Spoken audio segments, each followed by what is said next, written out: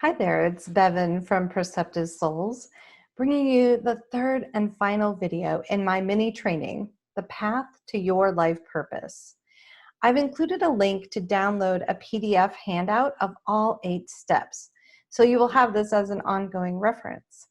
Now, let's go through a brief review of the concepts we covered in Lesson 2. First, we talked about how awakening is about realizing that you have the power to choose the environments, the people, and activities that nurture and uplift your soul. This is particularly important for empathic and sensitive people because we react so much more to our environment. These 8 steps do not always show up in a linear fashion, but are often repeated like a loop or a spiral, and we go back into them and deepen those experiences. And the first one, which is questioning old beliefs and habits and expectations, is the step that helps you to begin trusting your intuitive knowing.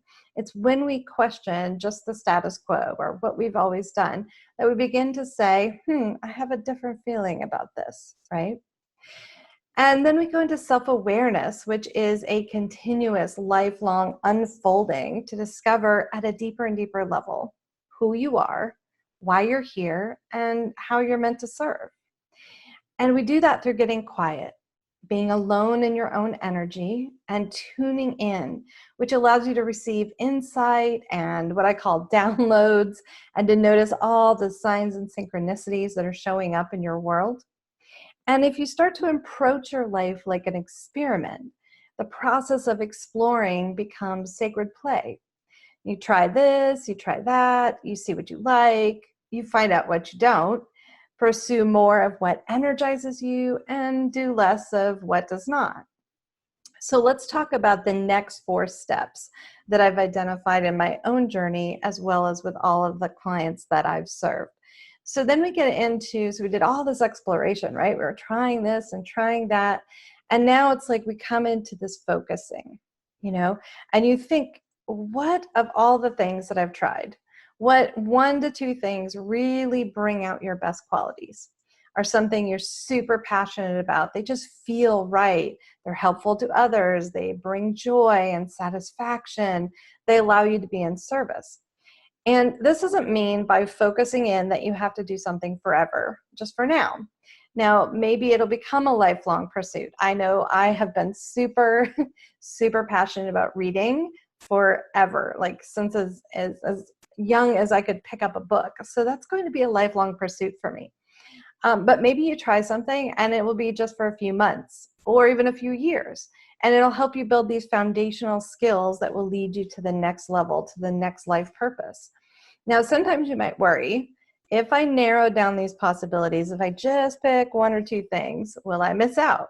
And this is known as FOMO, or fear of missing out. And this really comes up for people who are high sensation seekers or something called multi-potentialites. These are people, and I am one of them, so I totally get you. We need to have new and novel experiences, or we get really bored, we get really stagnant. We're like, oh, what's next? What's next? However, it's really important that even if you are a high sensation seeker, a multi-potentialite, to think about where in your life you can provide some routine or some stability, as well as some new experiences. So if everything is always new, it's really hard to master anything, right? And if everything is always the same, your soul might feel like it's like dying a slow death. So what we need is balance people. Like this is what we're trying to get into, right? So find those things. And for me, that's kind of like the balance point is my daily routine. I get up and I kind of do this morning routine and it gets me into the day. But then throughout the day, I flex and I bend and I do these different things and I see what comes up and what really feels like it's resonating with me. And then at night, I kind of go into a routine. So there's ways you can provide stability and there's ways you can provide that newness and that exploration. So you don't have to give that up in order to focus, but focusing actually lets you start to master. And when you begin to focus, you might get part of the way down the road, right? You get down this life purpose path and you go part way and then you realize, oh, you know what? It's not quite that. I need to make this like minor tweak Or maybe it's like, nope, I need to go off on this other road altogether, right? And something else may have emerged that seems to be a better fit, or you discover that what you started with is a foundation for what's next. So this happens regularly. So if we look at everything in life is energy in motion, then change and transformation and evolution is just how creation operates. And sometimes it moves rapidly and sometimes slowly, but it is always moving, right? So how can we flow with the current of your life instead of swimming upstream? So swimming upstream takes enormous effort, right? Whereas flowing with means you're held and carried by the stream, by the water, by spirit, by the web of consciousness. And it doesn't mean you just go with the flow. It doesn't mean you just do whatever. It means you're consciously saying, I'm going to let go and I'm going to flow with. And there's a phrase that I learned about called cost sunk bias, meaning that the more time and energy, attention, and money that you've put into something, the more you'll tend to hold on to it. It makes sense, right? It's like, I've invested all this time or all this energy or all this money. And this is true for relationships or jobs or homes. You know, you talk about homes, it can be like the money pit, right? So it's important to contemplate during this stage of flexing and pivoting and adapting is like, when do you need to step past an obstacle, or when are those obstacles coming up as they normally will? And you're like, okay, I just need a little bit more information here, a little more insight here, versus am I trying to push this rock up the hill? And maybe I just need to release that, let it go by and flow with something else, you know, that could come in if I release that space. So this is where focusing becomes like, okay, I'm going to focus, but I'm not going to get too attached to exactly what it needs to look like, because part of being empathic and intuitive is the fact that our life doesn't move like that. We talked in the very beginning about this path being kind of winding, and sometimes we can go just straight on, and then sometimes it's a little foggy and we're looking around the curve, right? And so we need to be able to be adaptable. And then as we start to come into this mastery, this is the process of honing this life purpose, your calling into a masterful expression, right? You're exploring all the nuances. You're becoming an expert. But what I love about this, and this is my thought for today, is become an expert who still approaches every day with beginner's mind. So when we think, I've got this all figured out, when I think, I'm a master teacher, or I'm like great at coaching, then someone will show up and I'm like, I didn't anticipate that.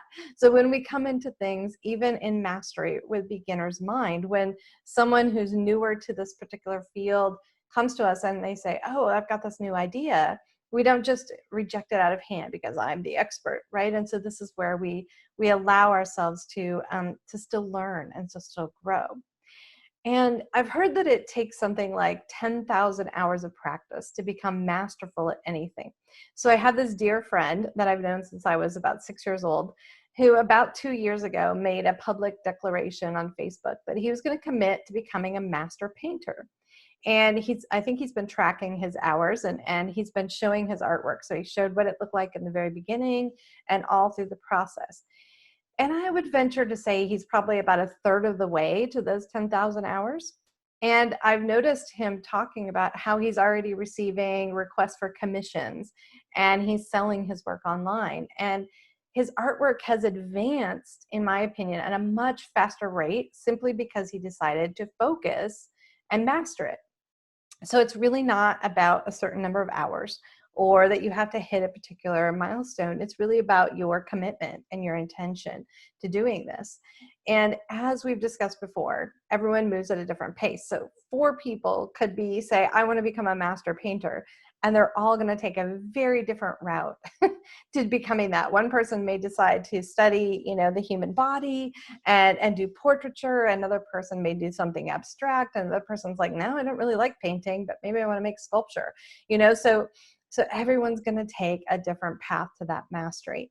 And when you reach a certain level of mastery, and we think we have to be like the master, right? We think we have to be like the top expert in our field before we can start mentoring or teaching or coaching or what I call paying it forward, right? We don't. We only have to reach a certain level of mastery, which is just a couple of steps ahead of someone who's still working on that, right? And this is where we start to reach our hand back to those who are just behind us on the journey. And you begin to share what you've learned and help others connect with their purpose. Now, I want to be clear, you're not putting your hand out because they aren't strong enough to walk their journey. It's just that you have gained some insights that could be helpful. So maybe you can share about the pothole that's coming up in the road so they can swerve around it. Or if they do happen to hit it, because oftentimes we need to like kind of experience it for ourselves, right? They'll understand and think back and, oh, you told me about that. Then it's only temporary. So this is a way that we actually can help other people and uplift other people, right? So if we revisit lesson one's analogy of playing in this cosmic orchestra, paying it forward is the completion of a cycle, a way of tuning more instruments into the same key, encouraging harmony and balance and connection through your own role modeling. So you're showing up, right? And that's what led me to create this mini training to share a few of the insights that I have gained so far as I continue to evolve and grow, as I step more deeply into my soul mission, and as I help people evolve and I help myself evolve, and I pursue that through different life purposes. So here's the deepening exercise that I'd like to leave you with that you can consider doing over the next few days. And so wherever you go to tune in and get quiet, I ask you to reflect on any areas of your life where you already hold mastery. Now you might say, I don't have any of this, but just be open for a moment. Think about what skills, what knowledge, what insight have you gained through life experience that could be of value to other people who are walking a similar path. They're just a couple of steps behind. And this will help to point you towards how you can begin making a difference and paying it forward. Because what you're doing is co-creating a world that works for everyone. And you're shining your unique, empathic, intuitive, loving light out into the world. So I am so honored that you decided to take this journey with me. And I invite you to continue to connect with my weekly email messages of upliftment, inspiration, and resources to support your next steps. So if you wish to stay, you don't have to do anything. You can just sit back and I've got you covered. And you'll only get an email once a week. I don't want to spam your inbox.